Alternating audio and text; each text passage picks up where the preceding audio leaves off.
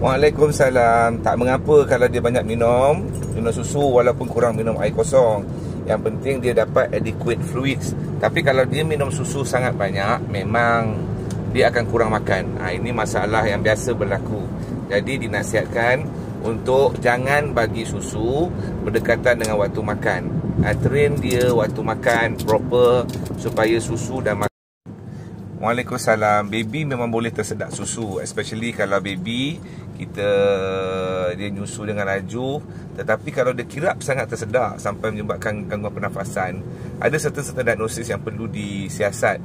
Contohnya adalah H-type tracheoesophageal fistula, yang mana perlu disiasat dengan benar-benar sebenar-benarnya supaya tidak berlaku lagi kejadian tersedak susu, kerana tersedak susu memang boleh membahayakan nyawa bayi. Okey.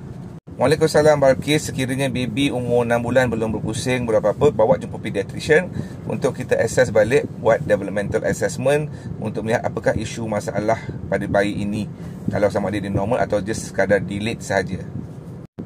Waalaikumsalam. Sekiranya Bell palsy, salah satu fisioterapi memang facial massage, tapi under fisioterapis lah, memang boleh dia urut muka, tak ada masalah. Dah kenapa dah divaksin pun boleh kena COVID, ya Allah. Okey.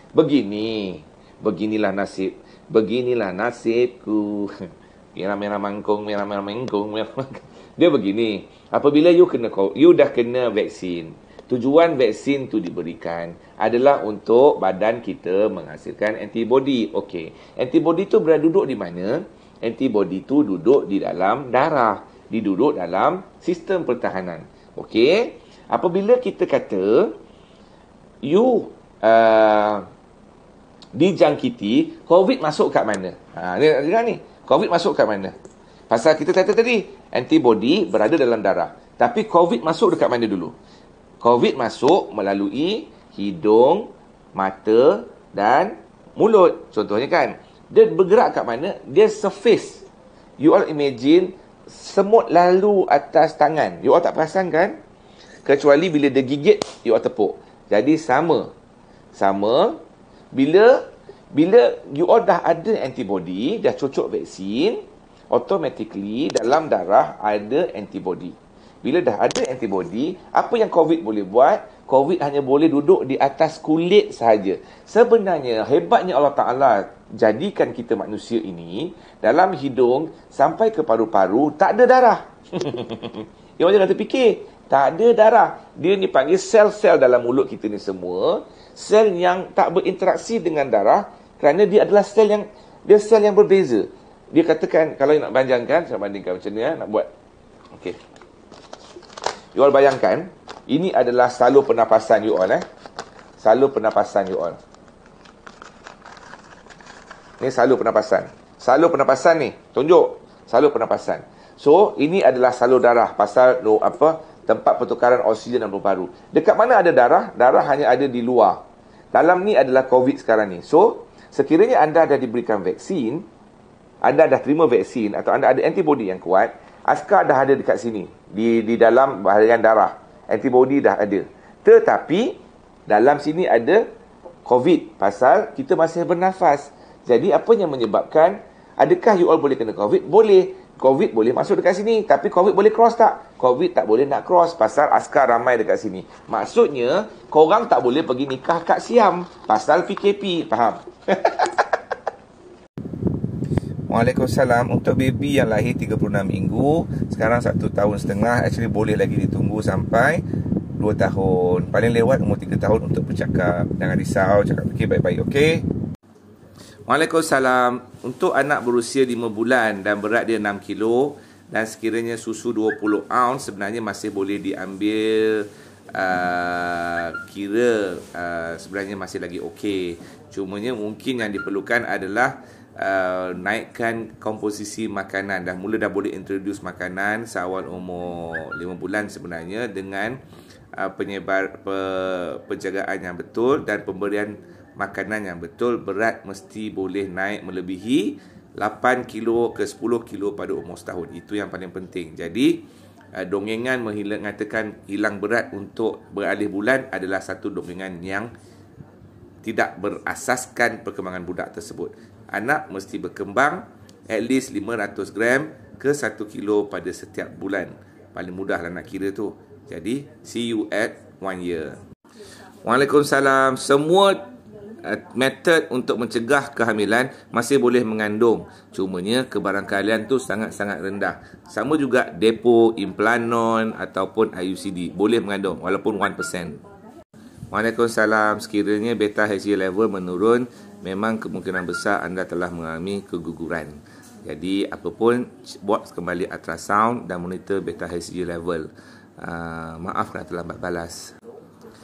Waalaikumsalam. Sebenarnya sekiranya anak anda aktif, lompat-lompat, main-main, sakit kaki, semua tak ada masalah selagi makan minum semua okey. Tapi sekiranya risau, boleh dapatkan siasatan lanjut untuk doktor anda.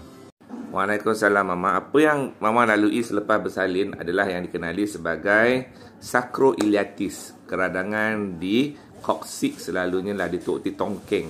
So selalunya kalau sakit begini tak ada apa-apa signifikan. Majoriti tak ada apa-apa signifikan. Cuma memerlukan banyakkan rehat atau boleh buat fisio juga dan makan ubat tahan sakit. Tapi sekiranya tak resolve, boleh jumpa doktor tulang untuk dapatkan siasatan lanjut supaya dia tidak membahayakan dan tidak memudaratkan. Tapi keadaan itu dikenali sebagai sacroiliitis.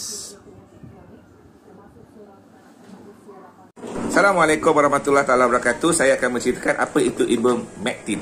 Ivermectin adalah sejenis ubat yang digunakan sebagai antihistamine ataupun antiparasitik, yang mana dia digunakan secara meluasnya selama sejak tahun 1981 dalam merawat penyakit-penyakit berkaitan dengan kecacingan ataupun kekutuan, umpamanya strongyloides ataupun filariasis ataupun lice sebagai contoh.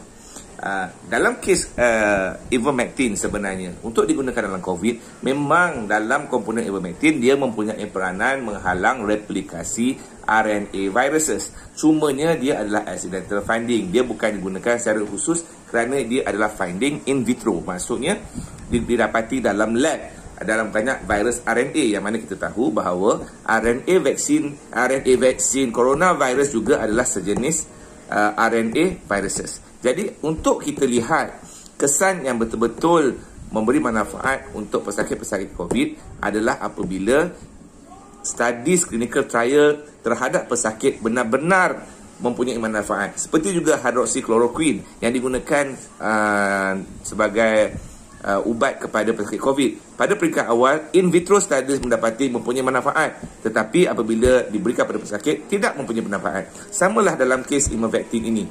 Dalam kes ivermectin, pasal dia adalah ubat yang khususnya untuk haiwan, jadi untuk digunakan off-label kepada pesakit-pesakit bukan haiwan, yang ini manusia, dalam kes coronavirus, dia perlu kelulusan pihak autoriti kesihatan, sama ada US FDA ataupun even MOH Malaysia, dan dia perlu membuktikan bahawa dia benar-benar membantu pesakit-pesakit yang COVID. Dalam kes di negara-negara yang telah menggunakan ivermectin, dia masih lagi dalam kes trial. Maksudnya ivermectin off-label digunakan kepada pesakit-pesakit dalam fasa clinical trial. Dalam kes yang dikod oleh pihak-pihak tertentu menyebut bahawa studi-studi telah dilakukan, dia adalah meta-analysis. Maksud meta-analysis adalah studies yang banyak di cross study, dilihat dari sampel, method ataupun outcome. Jadi sebenarnya dia adalah meta-analysis, bukan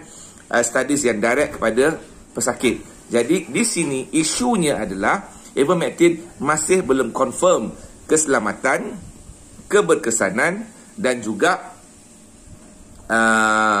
side effect yang betul-betul boleh digunakan kepada tubuh badan manusia. Jadi pesan saya, kalau ubat haiwan, buatlah ubat haiwan. Ubat orang, buat ubat orang. Dan nak jadi haiwan, nak makan, kalau nak jadi haiwan, makanlah ubat haiwan. Nak jadi orang, makan ubat orang. Bye, peace yo. Assalamualaikum warahmatullahi wabarakatuh. Saya akan menceritakan apa itu ivermectin. Ivermectin adalah sejenis ubat yang digunakan sebagai antihistamine ataupun antiparasitik, yang mana dia digunakan secara meluasnya selama sejak tahun 1981 dalam merawat penyakit-penyakit berkaitan dengan kecacingan ataupun kekutuan, umpamanya strongyloides, ataupun filariasis ataupun lice sebagai contoh. Dalam kes ivermectin sebenarnya untuk digunakan dalam COVID, memang dalam komponen ivermectin dia mempunyai peranan menghalang replikasi RNA viruses. Cumanya dia adalah accidental finding. Dia bukan digunakan secara khusus kerana dia adalah finding in vitro. Maksudnya didapati dalam lab dalam banyak virus RNA, yang mana kita tahu bahawa RNA vaksin coronavirus juga adalah sejenis RNA viruses. Jadi untuk kita lihat kesan yang betul-betul memberi manfaat untuk pesakit-pesakit COVID adalah apabila studies clinical trial terhadap pesakit benar-benar mempunyai manfaat. Seperti juga hydroxychloroquine yang digunakan sebagai ubat kepada pesakit COVID. Pada peringkat awal, in vitro studies mendapati mempunyai manfaat, tetapi apabila diberikan pada pesakit tidak mempunyai manfaat. Samalah dalam kes ivermectin ini. Dalam kes ivermectin, pasal dia adalah ubat yang khususnya untuk haiwan, jadi untuk digunakan off-label kepada pesakit-pesakit bukan haiwan, yakni manusia, dalam kes coronavirus, dia perlu kelulusan pihak autoriti kesihatan, sama ada US FDA ataupun even MOH Malaysia, dan dia belum membuktikan bahawa dia benar-benar membantu pesakit-pesakit yang COVID. Dalam kes di negara-negara yang telah menggunakan ivermectin, dia masih lagi dalam kes trial. Maksudnya ivermectin off-label digunakan kepada pesakit-pesakit dalam fasa clinical trial. Dalam kes yang dikod oleh pihak-pihak tertentu menyebut bahawa studi-studi telah dilakukan, dia adalah meta-analysis. Maksud meta-analysis adalah studies yang banyak di cross study, dilihat dari sampel, method ataupun outcome. Jadi sebenarnya dia adalah meta-analysis, bukan studies yang direct kepada pesakit. Jadi di sini isunya adalah ivermectin masih belum confirm keselamatan, keberkesanan dan juga side effect yang betul-betul boleh digunakan kepada tubuh badan manusia. Jadi pesan saya, kalau ubat haiwan, buatlah ubat haiwan. Ubat orang, buat ubat orang. Dan nak jadi haiwan, nak makan, kalau nak jadi haiwan, makanlah ubat haiwan. Nak jadi orang, makan ubat orang. Bye, peace yo. Waalaikumsalam. Sekiranya anak-anak anda sentiasa bangun pagi gosok mata, gosok hidung, gatal hidung, bersin-bersin, selalunya memang ada masalah allergic rhinitis ataupun allergic konjungtivitis, dan selalunya itulah dipanggil resdung. Assalamualaikum Izzah. Untuk anak setahun 2 bulan sama juga. Kalau tak tumbuh gigi lagi, masih lagi dikonsider sebagai normal, bukanlah luar biasa.